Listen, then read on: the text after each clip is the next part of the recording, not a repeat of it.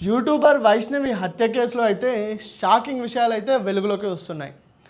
హరిబాబు గత 10 ఏళ్ల కింద వీళ్ళిద్దరూ ప్రేమించి పెళ్లి చేసుకున్నారు.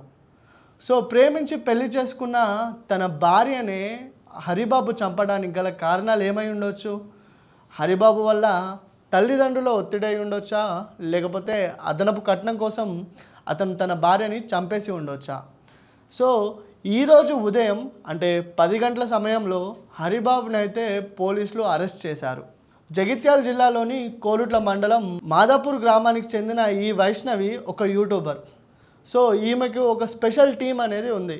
వాళ్ళ అన్న వాళ్ళతో కలిసి తనైతే యూట్యూబ్లో వీడియోస్ చేస్తూ ఉంటుంది. ఇలా చేసే క్రమంలో వీళ్ళకి కొంచెం ఫేమ్ రాగానే హరిబాబు అనే యువకుడు అయితే వాళ్ళకి పరిచయం అయ్యాడు. సో వీళ్ళ పరిచయం కాస్త ప్రేమకి దారి తీసింది.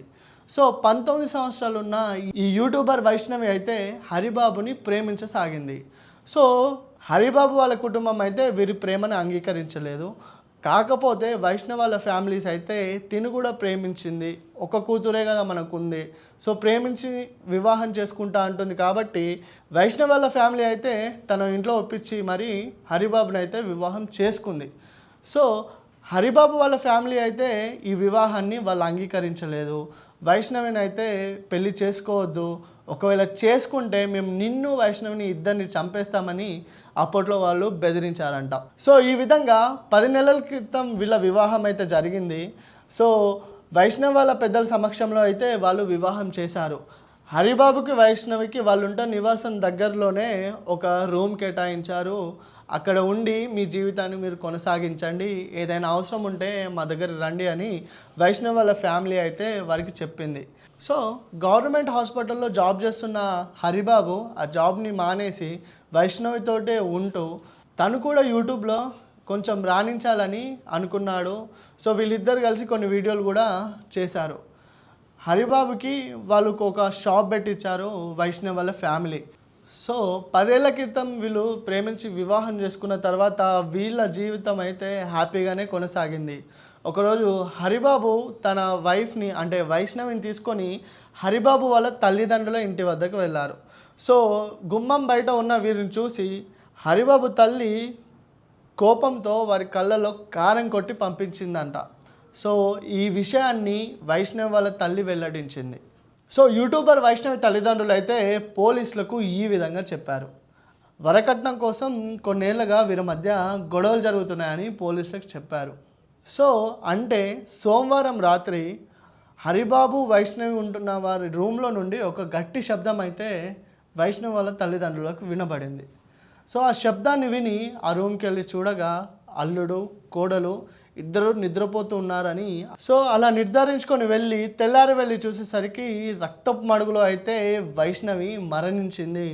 హరిబాబు అక్కడి నుంచి పరారైపోయాడు. ఈ ఘటనను చూసి గుండె పగిలేలా ఏడుస్తూ వైష్ణవి వాళ్ళ తల్లిదండ్రులు పోలీసులను ఆశ్రయించారు. వారికి తగిన న్యాయం చేయాలని పోలీస్ స్టేషన్లో అయితే వేడుకుంటున్నారు. 10 ఏళ్ల నుండి ప్రేమించి తన సొంత భార్యనే తను చంపేసి పరారైపోయిన హరిబాబు అసలు ఇది ఎందుకు చేశాడు? వరకట్నం కోసం చేశాడా, లేకపోతే వేరే ఆస్తి తగాదాలు ఏమన్నా ఉన్నాయా అనే దానిపైన పోలీసులు అయితే ఇన్వెస్టిగేషన్ చేస్తూ ఉన్నారు. దీనికి సంబంధించి అక్కడ పెద్ద యుద్ధ వాతావరణాన్ని అయితే ఆ ఊర్లో మనం చూస్తున్నాం. హరిబాబుకి తగిన శిక్ష విధించాలి, హరిబాబుని ఉరివేయాలి, లేకపోతే అతన్ని మేమే హత్య చేస్తామంటూ అక్కడ ధర్నాలు అయితే చేస్తున్నారు.